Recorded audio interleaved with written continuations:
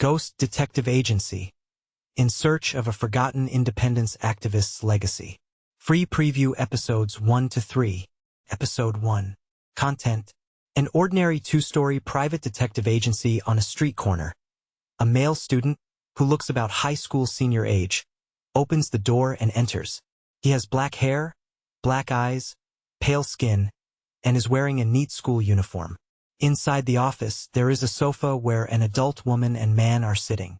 The two are holding hands tightly. They are talking to something on the sofa opposite them, but there is no one there.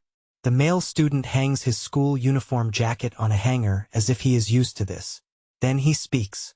"I'm home. Did Sianwoo get here? You came at a good time. Could you help us out a bit?" At the woman's troubled tone, Sianwoo sits next to her and looks at the opposite side. There is no one there. As Sianwoo rolls up his school uniform sleeve, there are talismans stuck here and there. Sianwoo peels off one of the talismans, and at that moment, two people appear in the opposite seat. An elderly woman is shedding tears. She is wearing luxury goods on her refined face, so one can tell at a glance that she is wealthy. Next to her is a young man in a black suit, but what he is saying cannot be heard.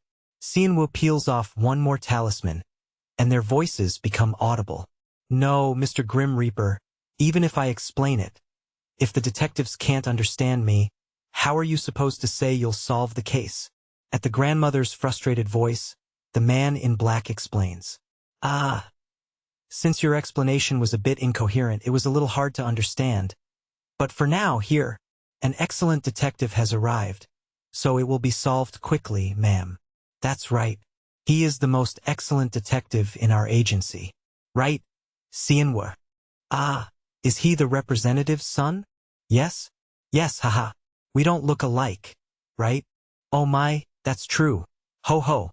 The son is very handsome. How kind of him to help his parents work." The grandmother looks at Sianwoo with a much softer expression, and Sianwoo's mother sends a gaze relying on Sianwoo.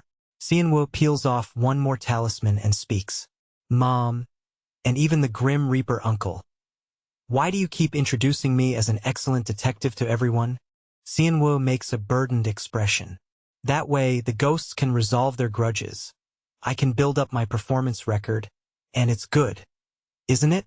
I need to reincarnate sooner or later, too."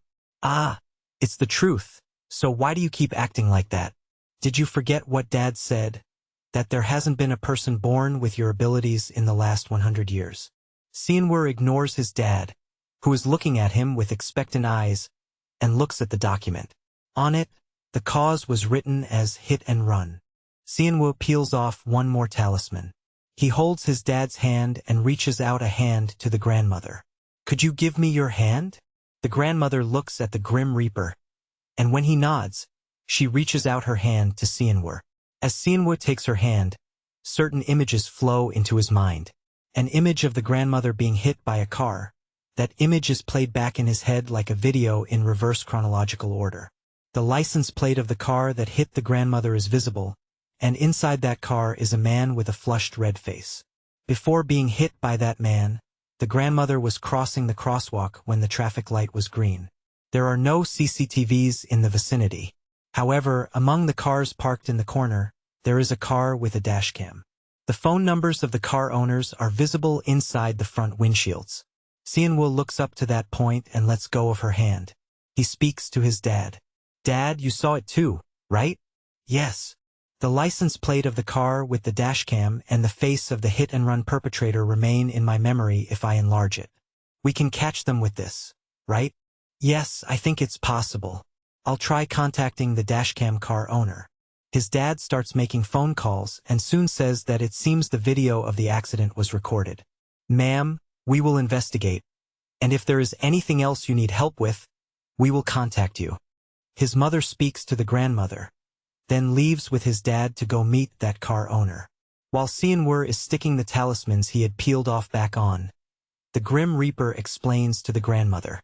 "As I told you, if this office becomes known among ghosts, it will become difficult for these people to work, so I am going to erase your memory.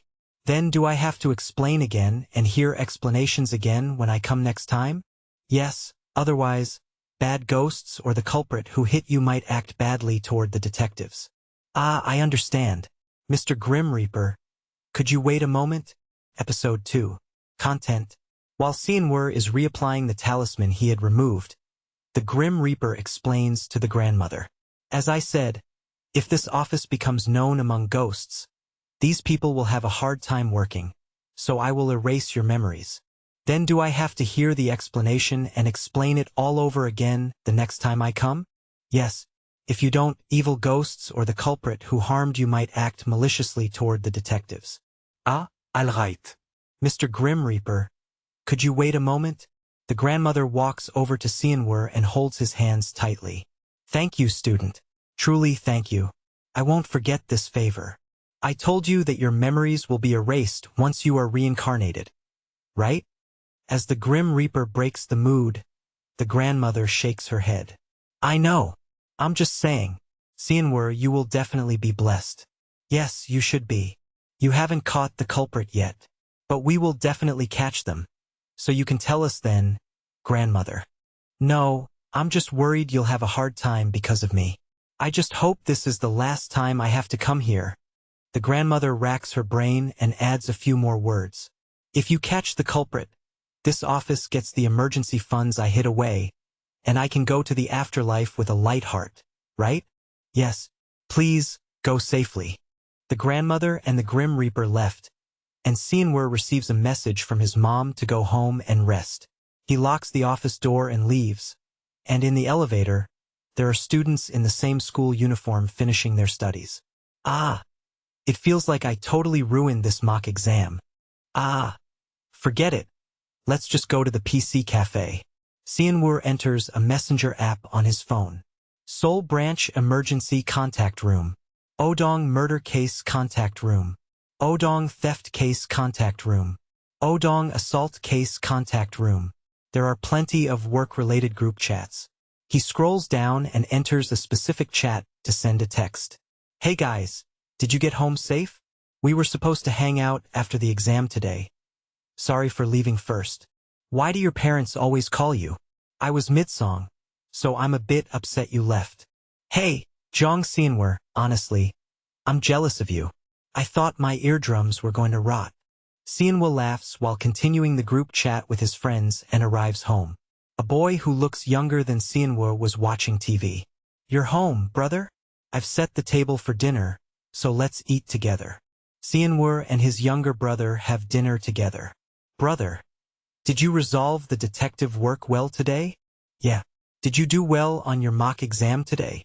No, I totally bombed it. Did you do well, brother? Is the high school senior exam very difficult? No, my friends did say it got harder compared to the second year. Really? What score did you get, brother? I didn't even have time to study, so I just filled in the answers in a straight line, so it's meaningless. I didn't even grade it myself. Oh, man, I am Yilus. You don't have to study. If I had detective abilities like you, I wouldn't have to study either. Do you want to have detective abilities too? Of course. Brother, do you know how hard it is to get a job these days? It'd be great if I could just use my existing abilities and not have to study. Can't you work at our clan's office even without detective abilities? We don't hire outsiders often due to confidentiality. That's true. But I still need to know how to do something, so I don't have to read the adults' faces. Well, I guess you wouldn't really know about that, since everyone relies on you because you're such a skilled person. I wish I could give my abilities to you. Why? Do you hate your abilities, brother? It's just a bit burdensome. You are very busy, aren't you? I don't need as much as you. I wish I just had the level of ability Dad has. Honestly, I'm not sure if I should keep doing this ghost detective work. Brother, you're doing that again. Aren't you worried the ancestral ghosts around here might hear you and scold us later? His younger brother looks around his surroundings. Brother, try taking off the talisman that prevents you from seeing ghosts and look to see if there are any ancestral ghosts.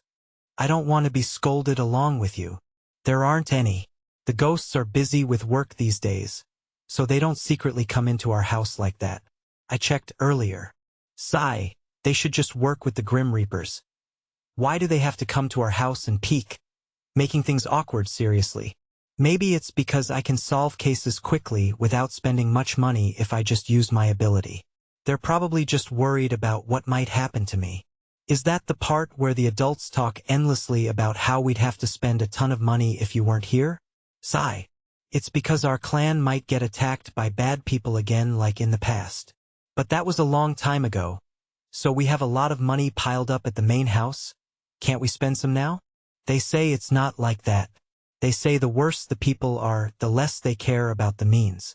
They say a lot of money is needed to put a stop to things like that. As the younger brother makes an expression sensing Xianhua's sense of responsibility, the younger brother mimics his expression. Is that so? Then today's work must be important too. Do you think you can get the success fee? Yeah, I think I'll catch the culprit. The younger brother makes an impressed face. As expected, my brother is really cool. Ah, I really wish I had a lot of detective abilities like you. Yeah. Episode 3. Content. Even so, that was a very long time ago, so doesn't the main family have a lot of money piled up? Can't they spend some of it now? They say it's not like that. They say the worse the people are, the more they stop at nothing.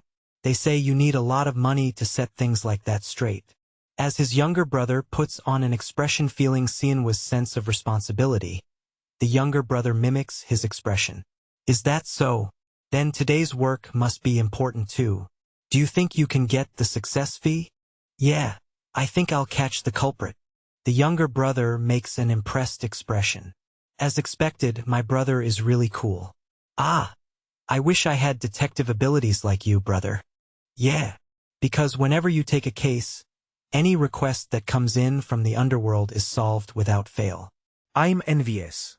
It's amazing. I'm still a trainee, so it's just because I only take on things that are solvable.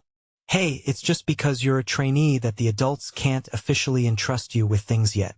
If you become a full-fledged detective, couldn't you catch all the bad guys in this world?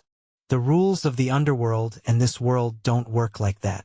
Influencing the living is an exception. But just looking at the cases I organized as a trainee during vacation, there were a lot of really bad people, right? Yeah. If I become a detective, I hope I can catch people like that with you. The younger brother thought about something, then suddenly shook his head. Ugh. But I hate seeing crime scenes. Then do you see it every time you read memories? People dying? Yeah. Ah. Then I want to cancel what I said about wanting your ability. Is that so? That's a shame.